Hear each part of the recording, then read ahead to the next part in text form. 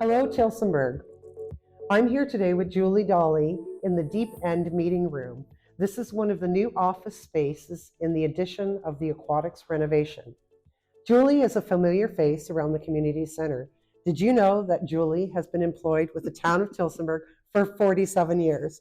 If that isn't a record, you are certainly working towards one. Julie has recently been promoted to the manager of recreation programs and services. I have good news to share today.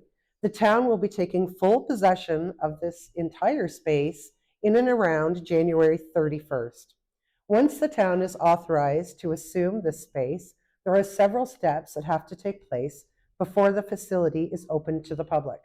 First and foremost, a deep clean is required to rid the entire area of construction dust.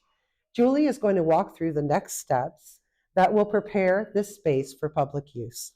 Thanks, Deb. Once the keys are handed over to us, we're going to be ready to go and we've been planning and developing this plan for reopening for quite some time. So the first thing that needs to happen is the pool needs to be refilled and chemically balanced so that it's in great shape and ready to go for our public health inspection.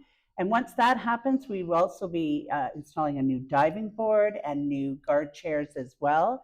And our emergency phone line needs to be installed in the pool office, and all of our regulatory signage will need to be installed as well. All of our equipment, which is right now stored at several different places across the corporation, needs to be moved back to the community center. I think maybe you could just elaborate on that a little bit. I remember when this project was just beginning and staff was packing, and I think it took several weeks to pack up all the items, and they have to be stored. Now we have to move back into the space. Yes. So maybe just elaborate a little bit of what type of things were moved out and have to be moved back in. Even though we're all in our offices and we have makeshift offices right now, those offices will have to be reset up down on the pool deck.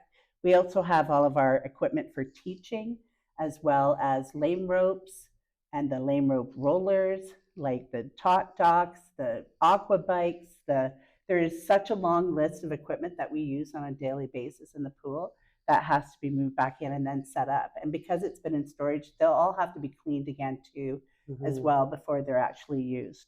And then on top of that, our lifeguards will need to be hired and trained, and that will take a long process because they haven't been in this new facility either. Neither have we. So we've seen it, but we haven't actually been in it and used it. So we have to get it all ready to go and make sure that our health and safety department as well comes down and just develops the new procedures for emergency procedures and how we enter and exit. And that will have to be trained to all staff. So that all needs to be done before we can actually open the doors. But we're anticipating that we can have that all finished by the end of February. And at that time, we would just open with a drop-in swimming program that would just be for public swims, adult swims, and our fitness programs. And then what we would also have is our spring brochure will come out on March the 3rd. And then March 5th would be the first registration date for all aquatic programs. March 6th would be the registration date for the camp programs and everything else. So then we're anticipating our lessons would be beginning on the week after March break.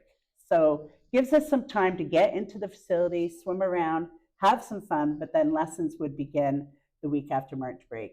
And if you haven't had your kids in lessons since the time the pool was open, I'd just like to remind you, if they were in, for example, level 6 when they left, if they haven't swam for the whole time the pool's been closed, it might be a good idea to start off at level 6 again, just so that they get back into the swim of things and they aren't disappointed by being challenged too much in the next level.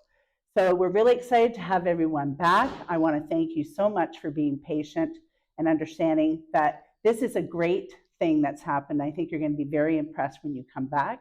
And we look forward to welcoming all of our staff and the public. So thank you very much.